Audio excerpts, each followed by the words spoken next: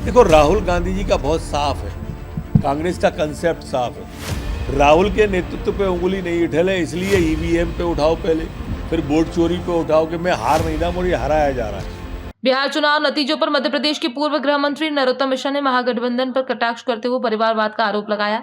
उन्होंने कहा, कांग्रेस और सहयोगी दल विरासत की रियासत चलाते हैं, जनता की सेवा नहीं करना चाहते। मिश्रा ने राहुल गांधी की तुलना भस्मासुर से करते हुए कहा कि जिस पर राहुल हाथ रखते हैं वो खत्म हो जाता है।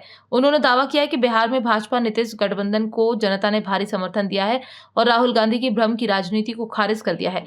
मिश्रा ने कहा, कांग्रेस 2 अंकों तक नहीं पहुंच पाई और जनता अब जाति और भ्रम की राजनीति को स्वीकार नहीं करती। साथ ही उन्होंने तंज कसा कि राहुल गांधी विदेश घूमते हैं, लेकिन जनता ने अब इनके वादों को पूरी तरह नकार दिया है। ये स्थिति है आज कि जो वोट चोरी का यात्रा निकाल रहे थे बिहार में, आज जनता ने उनको वोट चोरी का जवाब दे दिया। मेरी अगर पुरानी बाइट देखेंगे, जब मैं बिहार में था तो मैंने कहा था कि राहुल गांधी जी 2 अंक पे नहीं आ पाएंगे, और आप देख लो 2 अंक पे नहीं आ पाए, 10 सीटें भी नहीं आई उनकी। ये उनका है। और चुनाव के पहले ही पचमढ़ी में सैर करने आ गए, मतदान के पहले। इससे भी समझ में आता था कि ये जानवरों को देखने के लिए पचमढ़ी में आ गए, घूम रहे हैं सफारी में बैठ के, खुली हुई गाड़ी में बैठ के, तो कहाँ से कुछ होगा। वो पहले ही भाप चुके थे कि अब बिहार में भी दाल गलने नहीं वाली है, काठ की हाड़ी एक ही बार चढ़ती है। लोकसभा में भ्रम की राजनीति कर ली, अब देश की जनता भ्रम में नहीं आने वाली। राहुल गांधी जी के आरजेडी और राहुल का सफाया हो गया, और अब ये भी हो गया कि राहुल गांधी जी जिस पे हाथ रख देंगे वो भस्म ही होगा। नीतीश जी ने सबक नहीं लिया अखिलेश यादव से।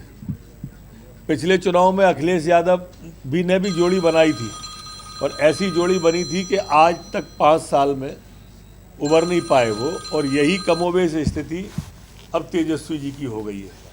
ये जब पंजाब में बाढ़ आई तो घूमने के लिए मॉरिशस चले गए, देश में कोरोना आया तो इटली चले गए। अब देश की जनता इन सब चीज़ों को देखती है, और इसलिए तेजस्वी जी ने जितने वादे किए, राहुल जी ने जितने वादे किए, कोई वादा स्वीकार नहीं हुआ। जनता ने सब वादों को रिजेक्ट किया। माननीय मोदी जी और नीतीश जी के नेतृत्व को स्वीकार किया, अंगीकार किया, और आप देखिए बिहार के अंदर 3/4 बहुमत से सरकार बनाने हम जा रहे हैं। जनता ये पुशअप लगाए या मछली पकड़े, ये सब ढोंग समझती है जनता। बहुत टी-शर्ट पहन के चले, तब भी आपने देखा होगा मध्य प्रदेश से निकले थे।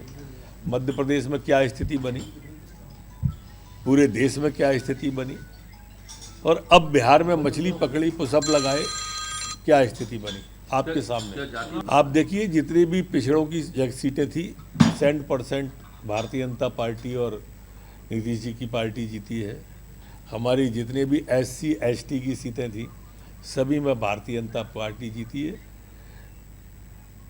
जाति पात की विदाई होगी, देश ये स्वीकार नहीं करेगा जाति पात को। ये जो लोग जाति की राजनीति करते हैं, अब देश समझने लगा है।